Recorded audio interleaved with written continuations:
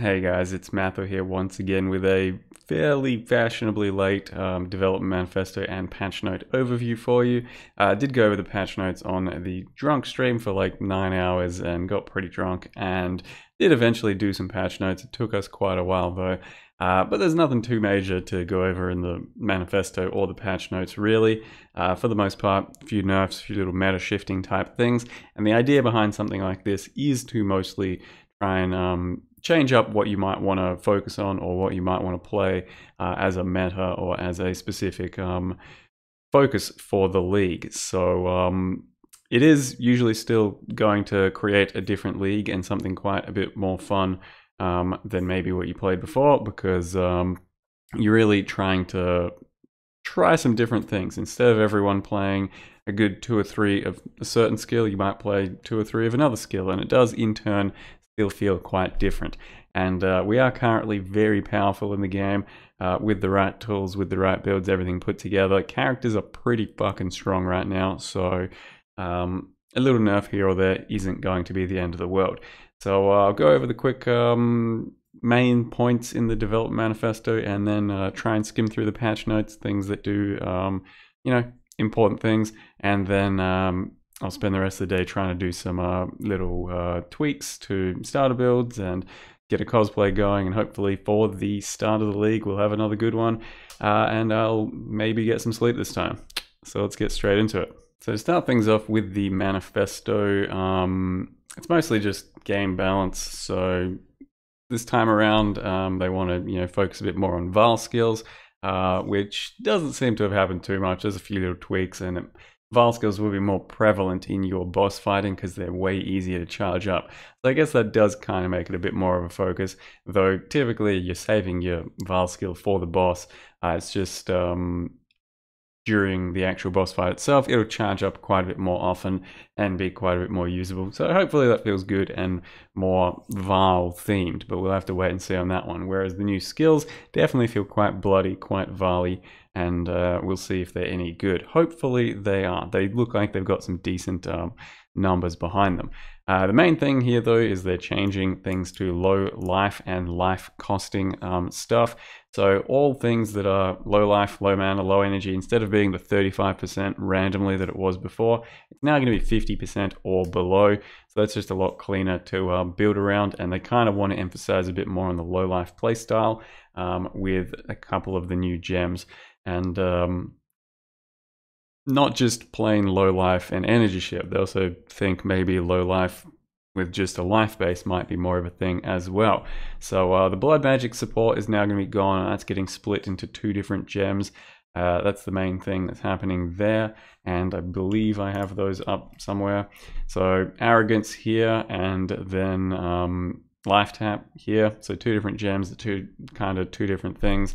And life tap itself looks like it might be kind of like an arcane surge for melee. Otherwise, just some damage buff if you want to use it to eliminate all kinds of mana problems by themselves. But otherwise, arrogance is going to be new mana or life mana reservation support instead of blood magic. They look pretty useful in their own respects at this point. Otherwise, aside from that, there's not too much else going on here. They're just talking about some of your sort of Val and the blood skills and stuff.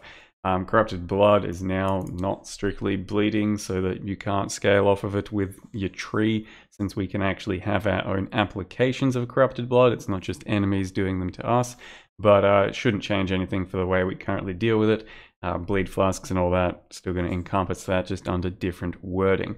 The sort of physical damage over time for the new skills will be just plain physical damage over time, not bleed physical damage over time. So there has been a few little wording rechanges on ascendancies and passive skills throughout the tree.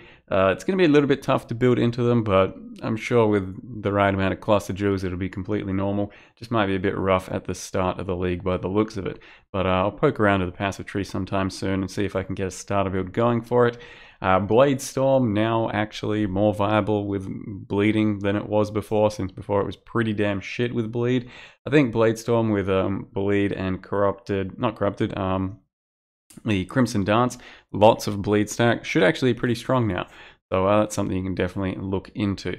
And then they've gotten rid of the 100% more Elder modifier for both bleed and poison, because it's extremely strong and kind of pigeonholes you into getting that, or if you don't, then your weapon sucks. So that's a good thing, but they replaced it with something else that might be just as strong, or more just like an option that you can put onto your weapon as well.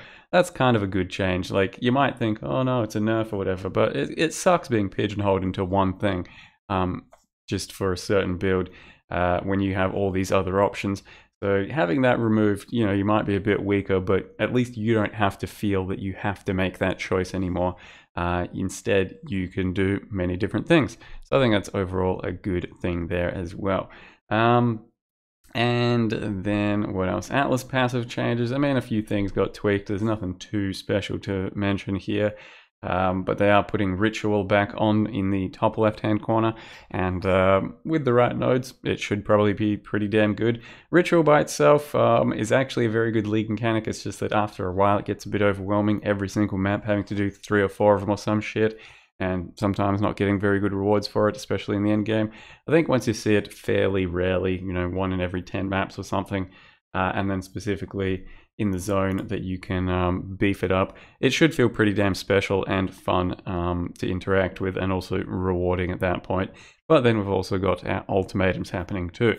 Vile skills, like I said, they're just going to make it a lot easier to pump those out during a boss fight, because you get twice as many souls as before while like hitting a boss and just charging it up. And then plenty of them have had slight tweaks to make them a bit more powerful, and overall, for the most part, the changes looked alright. Some got kind of neglected, I think, but overall, I mean, you will be focusing a little bit more on your Vile skills for this time around. Skill balance changes, there's really not a lot. There's just a few little nerfs to the most powerful things, which can definitely take nerfs. So don't be too afraid of your favorite skill or whatever getting kind of a little nerf there, here or there. Because, you know, if it's like far and away the best skill, let's just say a Blade Vortex, that insane. If it takes 10% nerf, you're like, oh, fuck that thing. No, it's still really good. You could still play it, so don't be afraid. The main one I just then played with was Toxic Rain, and the nerf there shouldn't really affect too much, except for maybe some AoE on the, some AoE overlap, be a single target on the absolute high end. But you'll be fine, I think. If you pick Toxic Rain, it should still be really good. Otherwise, all of these things got a bit of a nerf. Frostbomb Wave Conviction, very strong for their exposures. They got slightly toned down so that they're not just something you feel like you have to build into for those, but they're still pretty damn good for that. Flesh and Stone went up to 35% mana. That doesn't really change too much. It just makes mana a bit more uncomfortable early on, I'd say, on some builds. Otherwise, yeah, people were using it just for very defensive purposes with these sand starts, and maybe they still will. And Vigilant Strike won't be as easy to get up to like 30 seconds for casters, but fucking who cares? Divergent Berserk was too strong, and gets toned down a bit so that it's not just purely Chainbreaker sustain with Rage for Berserk or all kinds of caster builds. Might still be used, but yeah, nowhere near as much as currently. They balanced the quivers as caster offhands, because currently some of the best ways for things like a Blade Vortex to scale its damage is to wear a bow and then a really powerful quiver. Some of them that have particularly strong synergies with these types of builds, and instead all of that shit is going to be an attack skill instead. So it's only really going to apply to your bow attacks in the future, and thus making them special just for bows. Explodey armors aren't going to be like 100% chance anymore. You can, you know, still stack up to 100% and still have very nice explode, but it was never mandatory. It was never something you really needed to play with, I don't think anyway. I play like 1 or 2 of them every league, and they're fun and they're nice, but many builds go without them, and many builds feel amazing even without an explodey chest.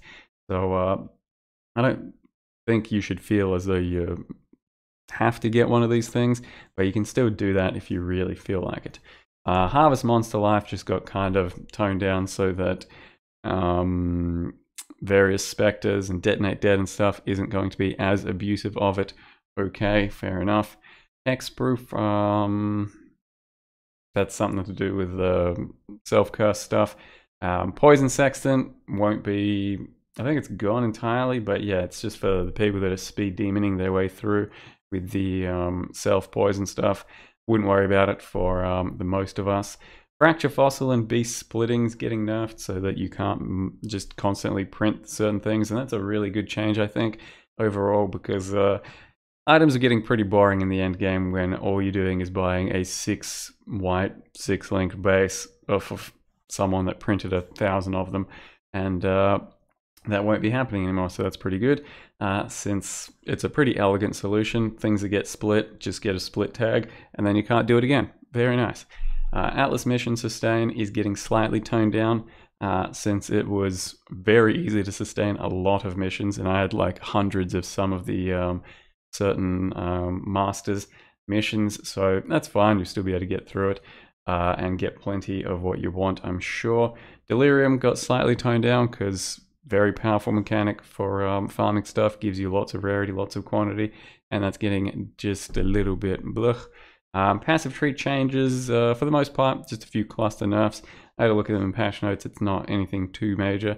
Some of them kind of a bit questionable, like some of the clusters seem like they probably shouldn't really, some of the cluster notables that is just won't have viability because of some of these changes, but they're not ones that are that important anyway. And then nothing else really, just a few other little changes. Main one here I remember seeing was your Corrupted Soul Keystone, 15% of max life as ES instead of 20. Still very good, still very usable, still definitely something you're going to aim for in that build, but just a little less good. Chainbreaker for your rage stacking. Instead of losing 5 rage when you hit an enemy, skills now cost 3 rage. I think that's actually an interesting change because that might make some things a lot more viable to stack with Chainbreaker than before, since some of the skills that would constantly hit very fast would lose your rage quite quickly. Now it's only on actual cast of the skill, so might actually be a lot more viable for some builds to do that, which is pretty good. Otherwise, none of this stuff I think affects us too much. Slight nerf on Elementalist Bastion of Elements. 75 damage per notable instead of 100. Still very strong if you want it defensively, but I don't really care too much about it myself. And now we come to the main patch notes. Yeah, there's kind of a lot to go through, but there's nothing too important to actually do. So you can honestly just skip the entire thing, you'll be completely fine, and just try out some of the new skills, and it'll feel kind of cool and new. But I'll try and get just a few things looked through here. So Ultimatum Challenge League, honestly, I think the actual league mechanic looks really solid this time around. Yeah, people might say it's a Ritual 2.0, but I think it's going to be quite a bit funner than that, at least to start with. You should be able to get some pretty nice items for your characters while leveling, and hopefully test your character a bit as well while you're going. If you think you feel particularly strong, well, time to test yourself on several ultimatums, and chances are you get put in your place, so that's going to be pretty nice. And I think the mechanic as well, just having like once a map, it's going to feel really refreshing compared to the 2, 3, 4 per map with Ritual. Though you can choose to do up to like 10 of these things, from that one station with the Ultimatum, but it should feel quite a bit more intense and quite a bit more challenging every time. So, got to be careful with that. But the Challenger League itself looks pretty damn fresh to me. The portal is the main thing from the rewards that looks really cool. That's at 36. I think the portal is probably something I'm going to go for this time around. I didn't get 36 in Ritual, didn't really care enough about the hideout. Bunch of new stuff. We've got ourselves the Atlas and map changes. This change here is actually just about the Conqueror bosses that you're about to fight when Zana opens a portal for you. You can actually roll that map now for some reason, I guess, a bit of extra challenge or currency or loot. Yeah, so you can actually roll the map as far as a normal map is concerned now. And then Maven will only witness encounters in Uncharted Realms for the player that created that encounter, so you can't stack up a lot of people to do the same Cortex, for example, which is, I guess, a good change there as well. So it's not as profitable to just cheese content farm. As far as anything else that we really care about, less unique synthesis maps from Zana, which is a little bit lame, but is what it is. We probably got them a little too often, and it was a little less special than it should have been fighting those encounters. Ritual, 8% chance just by base to see it in the end game, and that's going to be enough, honestly, to make it feel kind of special as well, as I just mentioned earlier. Harvest changes, we went over all of those, well, a few weeks back when shit really started to hit the fan. After reading all this, it honestly sounds like it's going to be pretty damn good still. You'll see it more often, you'll encounter it still plenty with the Atlas passives and stuff, and a lot of the most powerful crafts are still going to be insane. Like the reroll suffixes and prefixes, stuff like that is one of the best ways and biggest ways that you can save an item and make something truly great. So there will still be plenty of options through Harvest to make it extremely worth doing, and I wouldn't be too upset about the changes that they put in for you know, making perfect items. None of us were really making perfect items anyway. It was still fairly brute force, even with Harvest having to do a lot of ad removes and all that. For the most part, you'll still be making really good items pretty comfortably, but you won't be doing things on like influence stuff quite as much. So chests should go back to feeling quite special once again with these changes, because currently, to make like your best in slot chest for just about every single class is a matter of a few Chaos Orbs and a couple of augments, and that's pretty ridiculous. So they should actually look pretty special once again, since it's not a given, not a guarantee to get exactly what you want quite as much anymore. And overall, I think that's a good thing. I know it hurts, but it's good that loot should feel more special. Rebalance league specific rewards so that I don't know, stuff is better, so that's good. So old league challenge stuff should be more good from things. Yeah, let's start going over some stuff. So Abyss, there's really not much to say, to be honest. All of the previous leagues are a little bit better now and a bit more worth engaging with. So there's not much to really delve too into here and go over specifically. Betrayal should have quite a bit more viability now for farm if you want to do the end game stuff, since there's the tier 4 stuff. So you probably usually want to do your Katarina now. Veiled mods are going to be quite a bit easier to unveil. There's like slightly less tiers and stuff, and the actual veils themselves are more powerful, but the crafts are going to remain the same. Bestiary, the 10 new beast crafting recipes, I think that's actually a pretty interesting note in the patch notes, because a lot of the beast crafting recipes are really cool and quite powerful, especially for crafting, and 10 new ones, they didn't tell us what they are, but could be something pretty wacky. Your breach changes, this is probably going to be the new meta for farming XP, since getting high level breach stones is going to be quite a bit easier now by using your blessings of Esh Tools off Ultimatum to boost your map or your breach stone up onto pure level, which is very good XP. So people might actually end up farming those little specific Atlas zones that give you lots of breach stones and stuff and blessings, and getting quite a good amount of XP off of that. So don't be surprised if that is the meta this time around. Delirium, they rebalanced a few clusters to be slightly worse, and the quantity applied from Delirium count has been lowered. So it's currently far and away like the most juicy thing you could do to a map, and getting slightly toned down. Delve just made things a lot better at shallower depths, which should be pretty cool, because usually by about depth 300 is when you start to see a substantial more amount of like bosses and shit. Depth 600 plus is like when you're really starting to encounter a lot of that. That's when it starts to feel kind of good to see rewards. That can be brought up a lot earlier. Should feel quite a bit nicer to start doing some delve and having a bit more fun finding the cooler shit.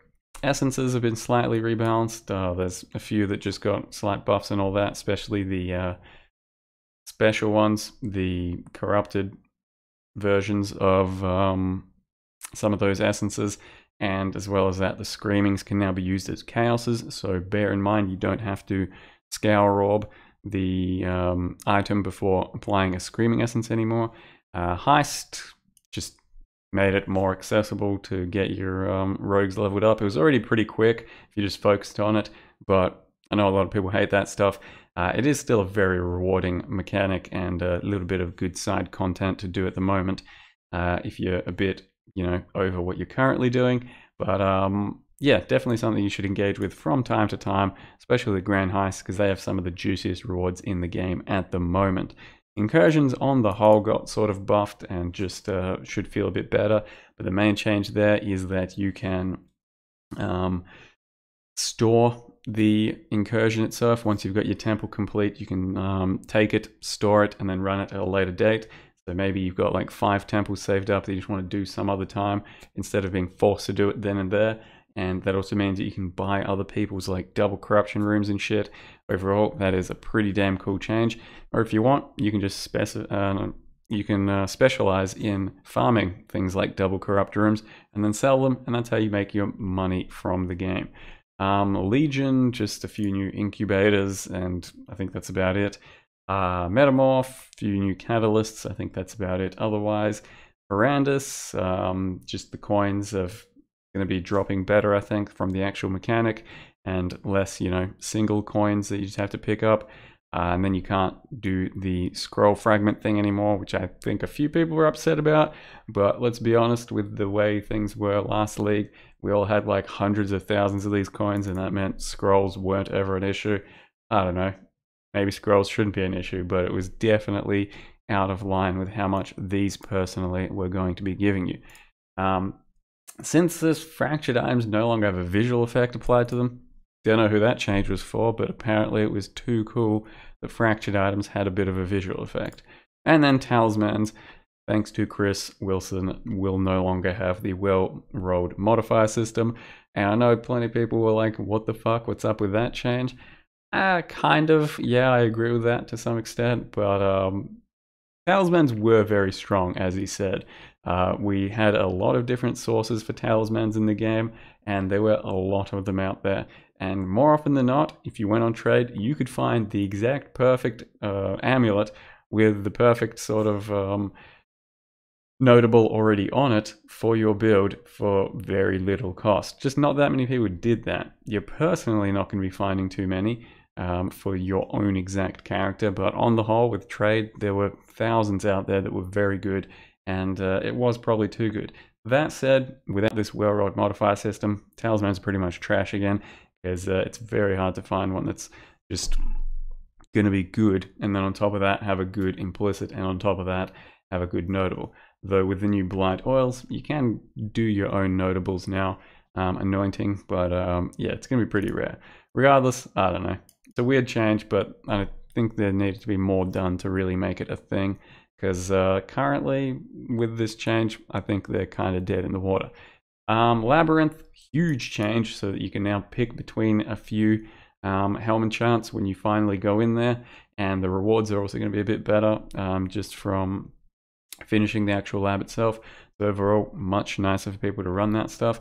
Character balance, we talked about the low life things and the costs and thresholds, haven't really gone too much into it, but shouldn't affect most of us. And I don't think there's anything else to really say there. Character side capped at 100%. I guess that's mostly for the headhunting stuff. So that's overall kind of a buff, I think, because it's hard and stupid to control your character when it's, the size of a skyscraper. And now you're just going to have a slightly larger character that's still destroying everything super fast with your headhunter, but more controllable, and you'll actually be able to see the character, which is cooler. So overall, buff to headhunter, that's pretty sad. Otherwise, there's not too many skill balances here that need talking over. Blade Vortex did receive some pretty big nerfs overall, mostly in the form of the radius. So you're not going to have quite as good AoE anymore, because losing 2 radius is pretty hefty, but I think Blade Vortex is still going to be very strong. Since the Vial version, you can now have 2 of them up, because that comes later in the patch notes. that makes Val BV a very potent addition to your build. Blade Storm, good bleed damage. The exposure nerfed, and a few little nerfs here or there. Toxic Rain spread, we've gone over that. Vitality slight nerf by about 20% or some shit. Vitality is very good for regen, still going to be. I will still be using it either way, I'm pretty sure. And then some Vile skill balance. So across the board, most things got slightly buffed. Some things now have 2 uses instead of just 1. Some things have 4 uses instead of 3. So overall, they're trying to just have a bit more of a focus on the Vile skills. There's nothing really specific that we need to go over here. So I skipped ahead of a few things, just to item balance at this point. All the bindings can now always be dropped from the core pool, which is pretty good for your leveling, hopefully. If you see some of them, then definitely worth slapping on to make some good 4 links and stuff. Sacrificial Garb body armor now is +1 to level of all Vile skill gems, and more often than not, you are using a Vile skill gem as your main link. So +1 as an implicit is pretty damn filthy. And that means that we might be using the Atziri Sac Garb bases as our new armors of choice for crafting, maybe, but it would be cool if it was sort of a meta overall. Don't know what else there is to say. The quiver stuff, more focused on attacks rather than generic for everyone. They removed the Elder poison and bleed mods, as we already established. Sextants for the poison stuff is gone. Yep. And this is all about the essences. Some have had some substantial buffs. Some have had just a little bit of a rework here or there. Anything to particularly mention? Just mostly a few deafenings and stuff are just slightly more worth using because they needed a slight rebalance. And then all the unique ones do some pretty bigger things that they used to not do. Just for example, the Delirium one has more damage over time to things, which is a much more relevant stat than like damage with poison or some shit, which is what it previously had. The main one here I think is Essence of Hysteria, doing Fire Burst. Got kind of a rework, so it does much more damage. It's got like a better hit rate, like guaranteed. I did have a good hard look at it on patch note night, and I think it might be somewhat viable, but I don't know if it's going to be blowing any minds. Definitely worth looking into though, with the current numbers and the way it works. So that's one to keep an eye on. And then Abyssal Jewels got some buffs and rebalance and stuff, and the only one that really jumped out was pretty good amount of added chaos. So before it was kind of shitty, now that's a hefty chunk. So you can stack added chaos a bit easier with lots of jewels. Otherwise, there wasn't anything too special, I don't think. Just maybe some regen, not too bad. But it's mostly like minion stuff. You got slight nerf, and then you got like better chance to avoid shit if you really want to stack those, but pretty awkward. Increased effect of lightning elements ain't too bad. So a few nerfs on the cluster jewels. Some oil changes, I didn't even look at those because it's just for like towers and stuff. Crafted veils, nothing too special going on there from what I remember.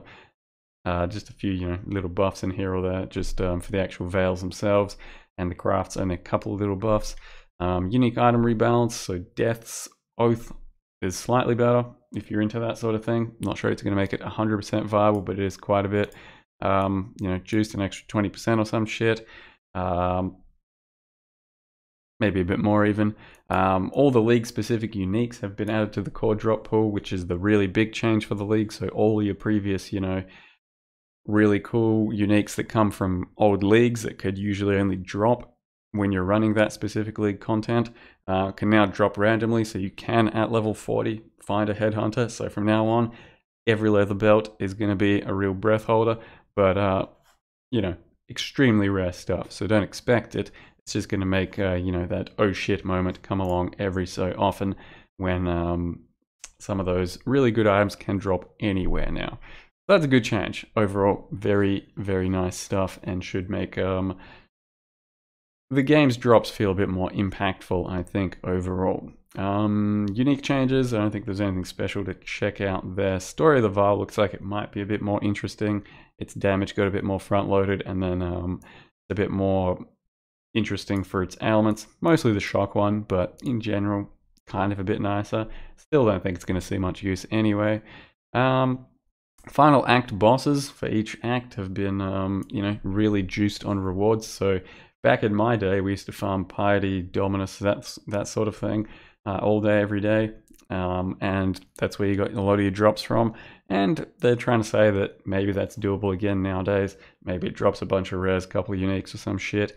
Seems unlikely you're going to be doing much of that, but, you know, maybe at least the acts bosses feel a bit more special to kill, especially during the start of the league. We'll have to wait and see on that one. Harvest is now in Zana's map device for 12C. If you can get to that point where you're starting to see Harvest as an option to craft, I think that's going to be a no-brainer for when you're crafting your stuff. Pretty costly, 12C, but, you know, 100C, you can see fucking 9 harvests or something. That's pretty crazy. And just guaranteeing it. So Harvest, like I said, still on the menu. It just won't be, you know, 100% guaranteed to fine-tune some of those really special items.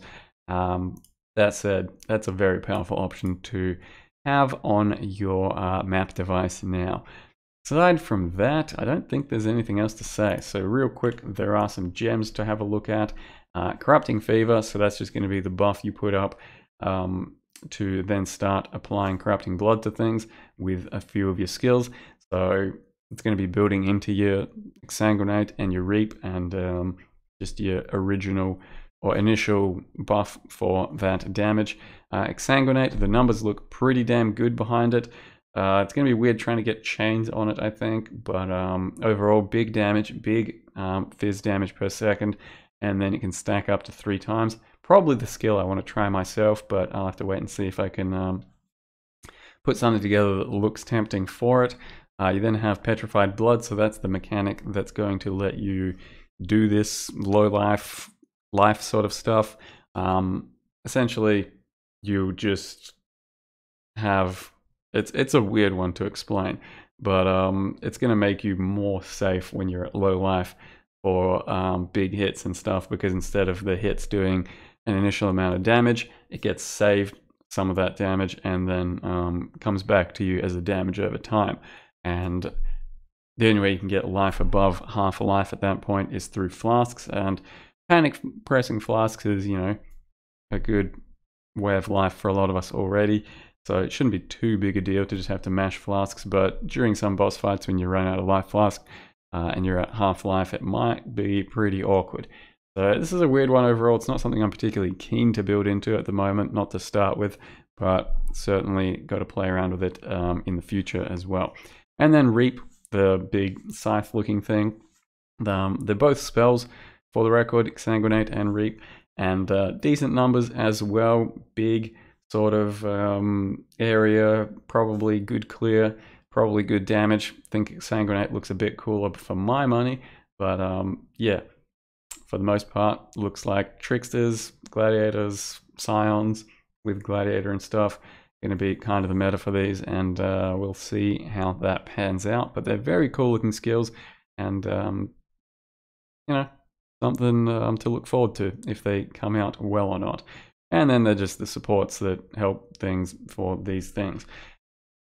So that's all I'll say for now. I will be getting onto a podcast very soon with Ziz and Steel Mage. It might even be up during the time of the video being uploaded, because it's happening very soon.